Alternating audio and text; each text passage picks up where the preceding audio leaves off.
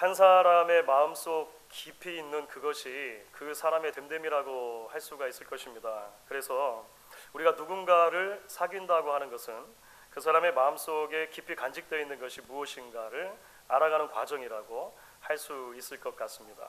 때로는 그 사람의 말을 통해서, 때로는 그 사람의 행동을 통해서 그 사람 마음의 가장 깊은 자리에 무엇이 있는가를 우리가 알아가게 됩니다.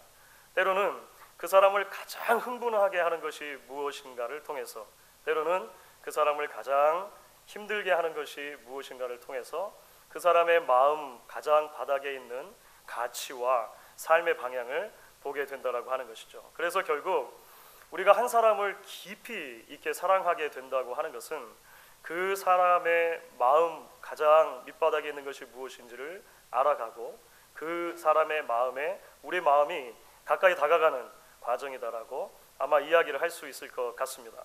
그래서 사실 올해가 시작되면서 우리가 성경에 나타난 성부, 성자, 성령 삼위일체 하나님의 마음을 계속해서 말씀을 통해 짚어가고 있는 이유입니다. 하나님을 사랑한다고 하는 것은 결국 그 하나님의 마음의 가장 밑바닥에 무엇이 있는지를 이해하고 그 마음에 우리의 마음을 맞추어가는 과정, 조율해 가는 과정이라고 할 수 있기 때문인 것이죠. 신앙의 성장, 성숙, 결국은 우리의 마음이 자라는 것이다. 우리의 마음이 하나님의 마음을 닮아가는 것이다. 그래서 연초에 그렇게 말씀을 드렸었습니다. 오늘 우리가 이제 몇 주 전부터 성부, 성자 하나님의 마음을 살펴보는 여정을 지나서 성령 하나님의 마음을 더듬어가는 여정으로 시작을 했습니다.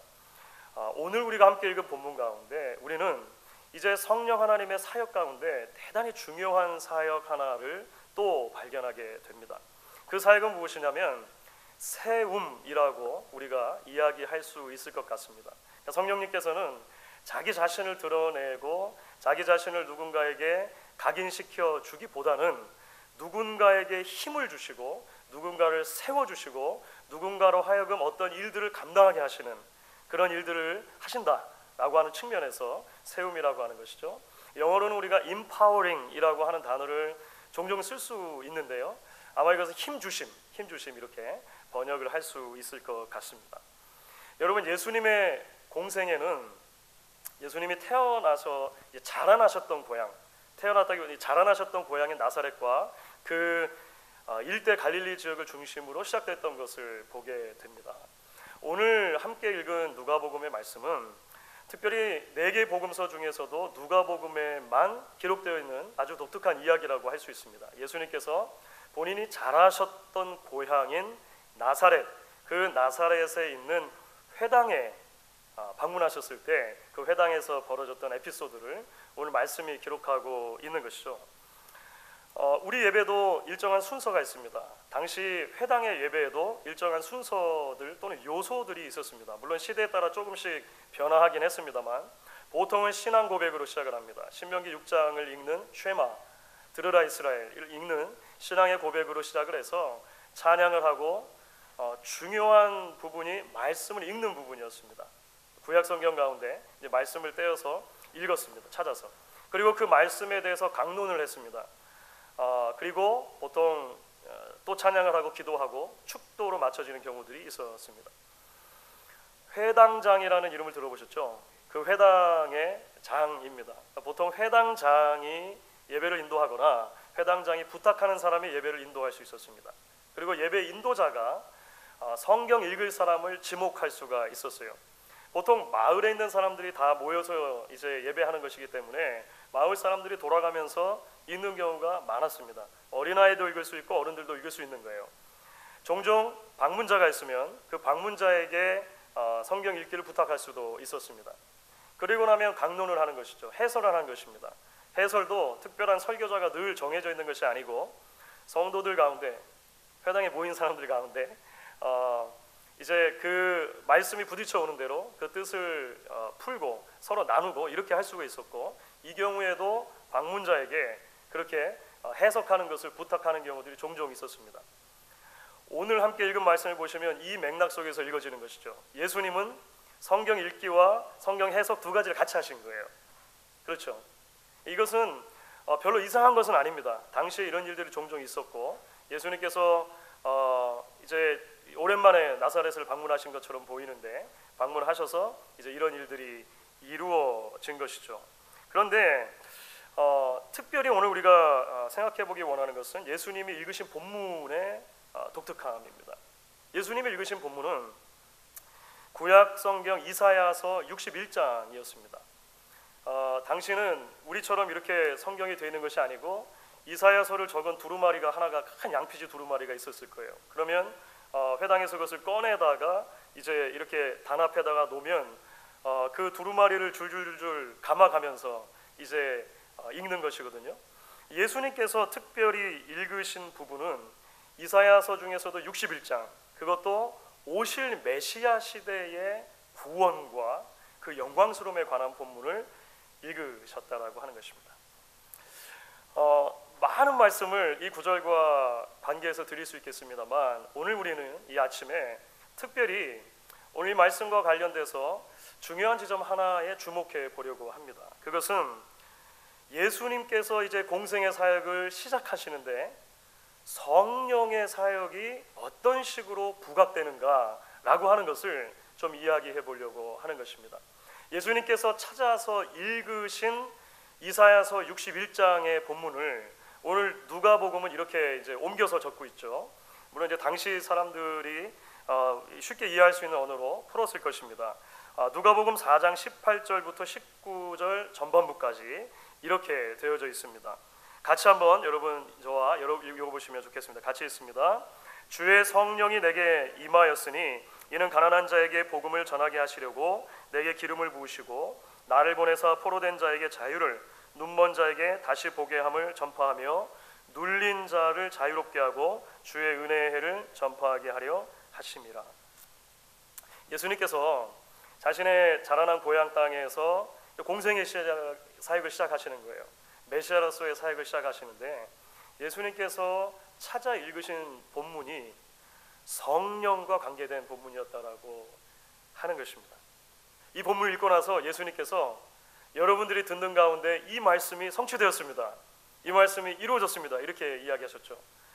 구약의 이사야 선지자 예언대로 성령이 내게 임하셨고 성령의 임하심을 따라 비로소 내가 이제 메시아로서의 사역을 시작하게 되는 것입니다. 이렇게 예수님이 선포하셨다라고 하는 것입니다.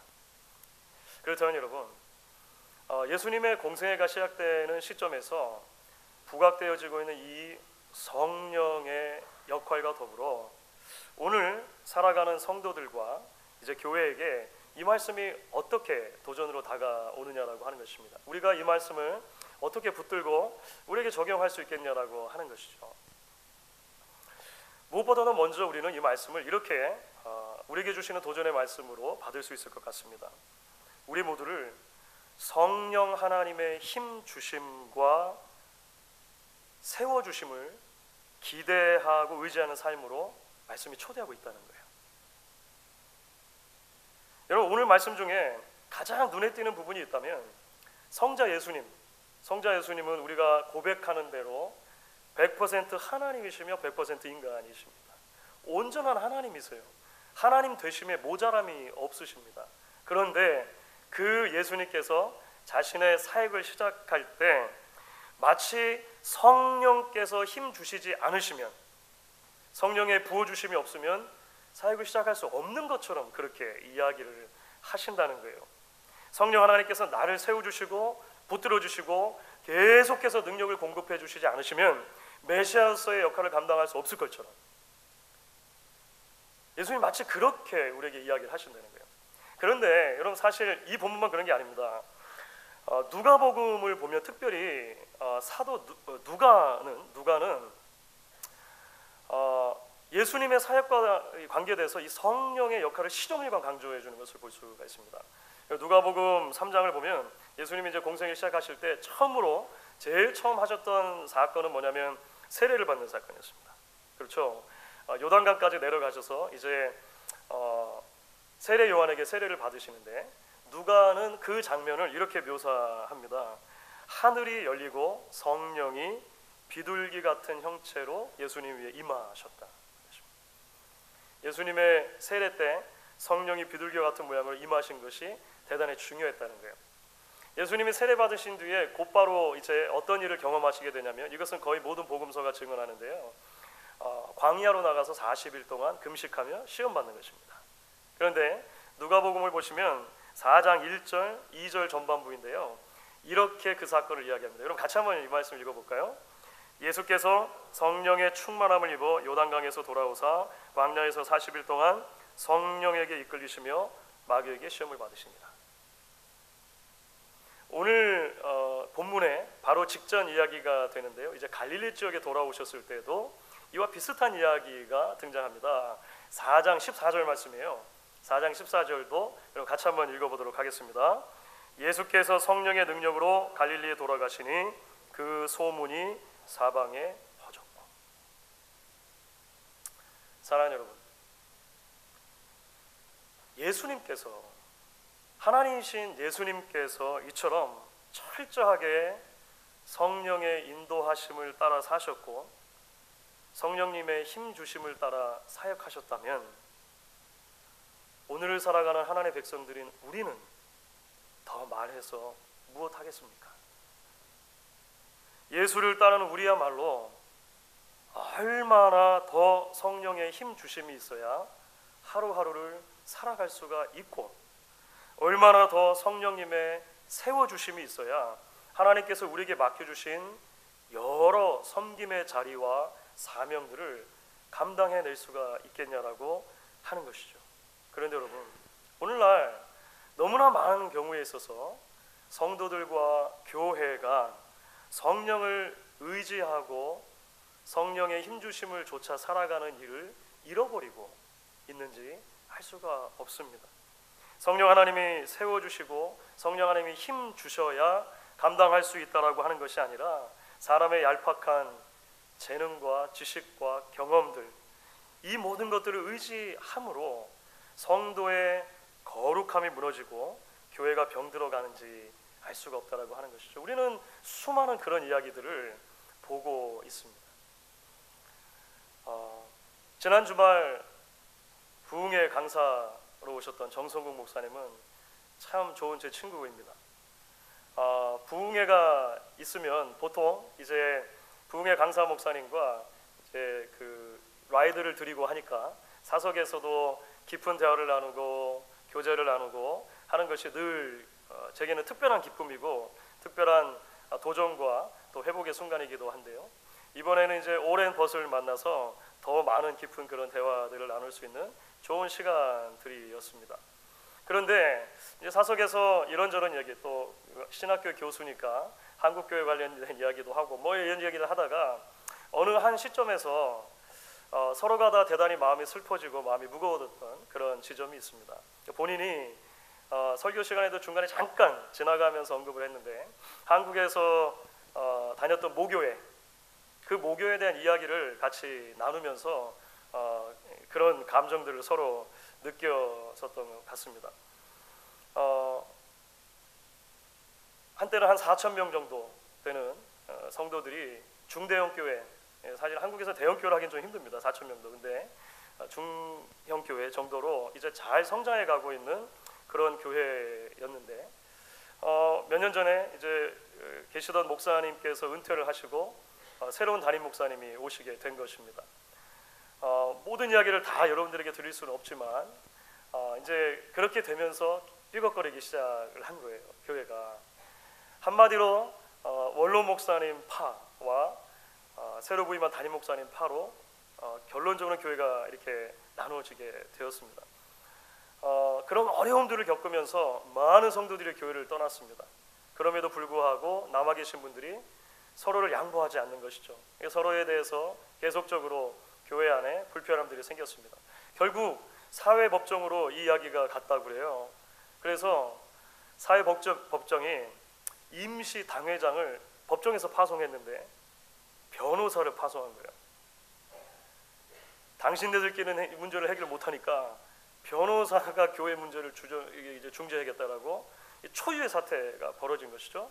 그래도 어느 한 팀 하나 서로 잘못했노라 양보하지 않았다는 것이에요. 몇 년 전부터 반대파를 막기 위해서 용역들이 교회 안에 들어와서 성도 행세를 하기 시작했다고 합니다. 문제가 있을 때마다 그분들이 동원이 돼가지고 교회 안에서 폭력을 섞은 마찰이 계속 일어나는 거예요. 뭐 일일이 여러분들께 다 설명드릴 수 없을 만큼 부끄러운 일들이 교회 안에서 일어났다라고 하는 거예요. 그 정성구 목사님 그 교회에서 대학 시절을 보내고 사모님도 만나서 결혼하고 막 그랬거든요. 마음이 너무 아픈 거예요. 마음이 너무 아프다. 그런 이야기를 제게 나누어줬습니다. 성령의 인도하심과 성령의 능력이 사라져 가고 있는 한국교회 한 단면을 보는 것 같아서 저 역시도 대단히 마음이 무겁고 대단히 마음이 아팠던 그런 기억이 있습니다. 주 안에 사랑하는 여러분, 지금도 성도들 안에 그리고 교회 안에 성령님께서 내주해 계십니다. 우리는 그것을 믿음으로 고백합니다. 그렇죠. 우리가 예수 그리스도를 주로 고백할 때 하나님께서 우리 안에 성령을 보내주셔서 성령이 우리 안에 내주하신다라고 하는 거예요. 그 성령님께서는 지금도 우리를 힘주기 원하십니다. 지금도 성령께서는 교회를 세워주시고 교회를 향한 하나님의 뜻을 이루고 펼칠 수 있기를 기대하신다라고 하는 거예요. 그런데 이 지점에서 우리가 기억해야 할 하나의 진리가 있습니다. 성령 하나님은 파워가 아니라 인격적이신 하나님이시라고 하는 거예요. 그래서 성령 하나님은 한 번도 인격적인 방법이 아닌 방법으로 하나님의 백성들에게 다가오시지 않습니다. 우리가 원하지 않는데도 불구하고 갑자기 우리에게 막 힘을 주셔가지고 empowering 하셔가지고 어떤 일을 감당케 하시거나 사명을 감당케 하시지 않는다라고 하는 거예요. 우리가 그 하나님을 인정하지 않는데도 불구하고 간절히 원하고 소망하지 않는데도 불구하고 우리의 팔을 억지로 꺾어서 우리를 세우거나 그렇게 하지 않으신다라고 하는 거예요.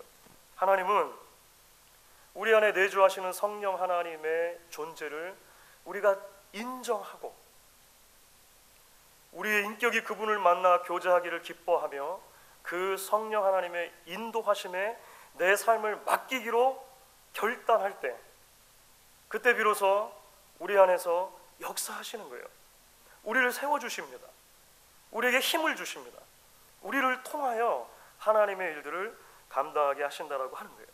여러분, 그래서 성경을 보시면 이미 모든 성도들 안에 교회 안에 성령이 내주하고 계심에도 불구하고 이런 말씀들이 끊임없이 등장하는 거예요. 성령의 충만함을 받으라. 에베소서 성령의 충만함을 받으라고 할 때 이것은 불신자들에게 주신 말씀이 아닙니다. 교회에게 주시는 것이죠. 빌립보서 3장 3절 같은 경우에는요, 하나님의 성령으로 봉사하라 이렇게 말해요. 그렇게 되지 않을 수 있기 때문에 그런 거죠. 하나님의 성령으로 봉사하라. 에베소서 4장 30절은 하나님의 성령을 근심하게 하지 말라. 이렇게 성경이 계속해서 우리에게 반복해 이야기를 합니다. 여러분, 2001년도에 그 Secret Garden이라고 하는 그 노래하는 팀이 있는데요. 발표를 해가지고 아주 큰 인기를 얻게 된 노래가 하나 있습니다. You Raise Me Up 이라고 하는 노래예요. 어디선가 한 번은 들어보시지 않으셨습니까? 다른 사람들도 많이 불렀어요. You Raise Me Up. 원래 CCM이나 원래 성가곡 찬양으로 써진 곡은 아닙니다. 보통 그렇게 생각을 해요. 아닌데 가사를 살펴보면 너무 은혜로워가지고 이제 이것이 한국에서는 나를 세우시네 라고 하는 제목으로 아예 번안이 되어서 CCM으로 찬송곡처럼 불립니다. 불려요. 원래 찬양곡이 아니었던 노래를 심지어 약간 뉴에이지일 수도 있는데 이것을 갖다가 교회에서 찬양으로 쓸 수 있는 없느냐, 이것을 제가 이 시간에 말씀을 다 드릴 수는 없을 것 같아요. 다른 기회가 되면 이야기를 할 수 있으면 좋겠습니다. 그런데 일단 가사를 여러분들에게 소개해드리고 싶어요. 한국의 나를 세우시네라고 하는 이 찬양은 좀 번안이 됐는데 영어 가사의 원래 의미를 그대로 담아서 이제 옮긴 내용은 이렇습니다. 내 영혼이 힘들고 지칠 때, 괴로움이 밀려와 나의 마음을 무겁게 할 때, 당신이 내 옆에 와 앉으실 때까지 나는 여기에서 고요히 당신을 기다립니다. 당신이 나를 일으켜 주시기에 나는 폭풍의 바다도 건널 수 있습니다. 당신이 나를 떠받쳐 줄 때 나는 강인해집니다. 당신은 나를 일으켜 나보다 더 큰 내가 되게 합니다. 마지막 가사가 You raise me up to more than I can be. 내가 될 수 있는 나보다 훨씬 더 큰 것으로 나를 만들어 주신다라고 하는 것이죠. 여러분, 가사에 당신을 성령 하나님으로 바꾸면 사실은 영락없이 성경이 우리에게 말해주는 신앙 고백과 다 있습니다. 그렇죠. 사랑하는 여러분, 성령 하나님이 나를 세워주셔야 풍랑이는 바다를 우리가 건너갈 힘을 얻게 되는 것입니다. 성령 하나님이 나에게 힘을 주셔야 나의 경험과 나의 지식과 나의 능력의 한계치에 갇힐 수밖에 없는 나, 그것보다 더 큰 일들을 할 수 있는 능력이 생겨나는 것입니다. 이처럼 성령의 세워주심과 성령의 힘주심을 기대하며 의지하는 저와 여러분 될 수 있기를 주의 이름으로 간절히 축원하겠습니다. 여러분, 이제 조금 더 나아가서 우리는 오늘 말씀을 조금 더 확장해서 이제 적용할 수 있을 것이라 생각합니다. 우리를 세워주시고 우리에게 힘을 주시는 성령의 사역, 그 성령의 사역은 우리로 하여금 그 성령의 힘주심과 세워주심을 바라보는 삶으로 초대할 뿐만 아니라 우리도 그렇게 누군가를 세우는 삶의 방식으로 부른다라고 하는 것입니다. 무슨 말입니까? 성령께서 그러셨던 것처럼 우리도 누군가를 떠받쳐주는 삶, 세워주는 삶, 누군가에게 힘을 공급해주는 삶으로 하나님 우리 한 사람 한 사람 다 부르신다라고 하는 거예요. 여러분, 사실 그게 메시아로서 예수님의 삶에 대한 이사야 예언의 핵심입니다. 이사야 예언이 어떻게 되었습니까? 주의 성령이 내게 임하셨다는 것입니다. 메시아에게 주의 성령이 임하십니다. 그러면 그 성령의 임함으로 인한 능력이 어떤 식으로 나타납니까? 놀랍게도 그 능력과 충만함을 가지고 메시아는 가난한 자에게 가서 복음을 전하는 것입니다. 포로된 자에게 가서 자유를 선포하는 것입니다. 눈먼 자에게 가서 다시 볼 수 있다라고 하는 복음을 선포하는 거예요. 눌린 자를 풀어주는 것입니다. 여러분, 예수님께서 성령이 막 힘을 주셔요. 능력이 막 생겨가지고 이 능력을 가지고 굴림하는 데 사용하지 않으셨다는 지점에 주목해 볼 필요가 있습니다. 그 능력이 생기자마자 왕궁으로 달려가서 헤롯 왕과 힘겨루기 하지 않으셨다는 거예요. 예수님이 그 능력을 힘입어 가신 장소는 죄인들이 있는 곳이었습니다. 사회에서 가장 소외된 사람들이 있는 곳이었습니다. 그곳에서 자신을 다 드려 그들을 하나님 나라의 잔치상에 초대해 주시고 그들과 함께 식사하시고 그들을 세워주시고 그들도 구원 얻을 수 있다라고 예수님께서 이야기해 주신 거예요. 여러분, 사도행전을 보시면 성령 충만함을 받은 제자들도 마찬가지입니다. 사실 제자들은 예수님을 따라다니는 동안에는 이 점을 이해를 못했어요. 예수님이 말씀하시고 보여주셨음에도 불구하고 이해가 안 됐죠. 그래서 예수님을 따라다니는 3년 동안 제자들은 늘 뭐 했냐면 누가 센가? 그렇죠. 누가 더 한 발짝이라도 앞서 나갈 수 있는가? 제자들의 관심은 그거였다라고 하는 거예요. 그런데 사도행전으로 넘어가면 이야기가 180도 바뀌게 됩니다. 사도행전의 초두에 성령께서 사도들에게 임하게 되었을 때, 교회 위에 성령이 임하시게 되었을 때 사도들은 이제 예수님께서 사셨던 삶을 살아내기 시작하는 거예요. 예수님처럼 사람들에게로 내려가 그들을 세우고 그들을 위해 희생하는 삶을 살게 되는 것입니다. 이쯤에서 제가 몇 년 전에도 소개를 해드렸던 것 같은데요, 복효근 시인의 버팀목에 대하여라는 시가 있습니다. 이름이 독특하니까 기억하시기 쉬울 것 같아요. 복효근이라는 시인의 버팀목에 대하여라는 시가 이렇게 되어 있습니다. 제가 참 좋아하는 시인데요, 태풍에 쓰러진 나무를 고쳐 심고 강목으로 버팀목을 세웠습니다. 산 나무가 죽은 나무에 기대어 섰습니다. 그렇듯 얼마간 죽음에 빚진 채 삶은 싹이 트고 다시 잔뿌리를 내립니다. 꽃을 피우고 꽃잎 몇 개 뿌려주기도 하지만 버팀목은 잃고 사가 없어지고 큰 바람 불어와도 나무는 눕지 않습니다. 이제는 사라진 것이 나무를 버티고 있기 때문입니다. 내가 허위허위 길을 가다가 만져보면 죽은 아버지가 버팀목으로 만져지고 사라진 이웃들도 만져집니다. 언젠가 누군가의 버팀목이 되기 위하여 나는 싹 틔우고 꽃 피우며 살아가는지도 모릅니다. 이런 시입니다.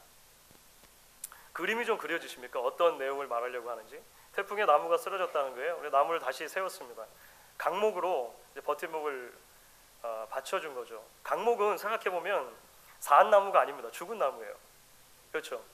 그래서 죽은 나무에 기대어서 얼마간 산 나무가 다시 생명을 얻고 회복하는 시기를 가지더라는 것이죠. 나중에 강목이 더 이상 필요 없게 되니까 그 강목은 삭아서 없어졌다는 것입니다. 자신의 인생을 돌아보니까 자신의 인생에서도 수많은 버팀목들이 있었다는 것을 시인이 발견한 거예요. 때로는 이미 돌아가신 분일 수도 있고 때로는 살아있는 사람일 수도 있습니다. 자신의 삶의 언저리마다 자신을 떠받쳐 주었던, 그래서 지금의 내가 되게 했던 수많은 버팀목들이 있었다는 것이죠. 그리고 나서 부끄럽게 본인을 이제 희망을 고백하는 것입니다. 나도 내가 이렇게 싹을 틔우고 꽃을 피우며 사는 것은 언젠가 누군가의 버팀목이 되어주기 위해 그런 것이 아닌가라고 이제 소망하며 시를 맺는 것이죠. 사랑하는 여러분, 우리가 걸어가는 믿음의 길도 마찬가지입니다. 우리 모두는 우리를 떠받쳐줄 영적인 의미에서의 수많은 버팀목들이 필요하다라고 하는 거예요. 사실 여러분들 이제까지 인생을 돌아보시면 여러분의 인생을 떠받쳐왔던 수많은 버팀목들이 있으실 것입니다. 여러분의 가정, 여러분의 부모님, 여러분의 주위의 친구들. 영적인 의미에서 보면 누군가 여러분에게 하나님의 마음을 가지고 다가와 복음을 나누어 주었던 사람이 있을 것입니다. 영적인 의미에서 보면 성령 하나님의 마음을 가지고 여러분들이 힘들었을 때, 주저앉아 있을 때 먼저 다가와 손을 내밀며 여러분의 삶에 든든한 지지목이 되어줬던 그런 분들도 아마 계실지 모르겠습니다. 마찬가지죠.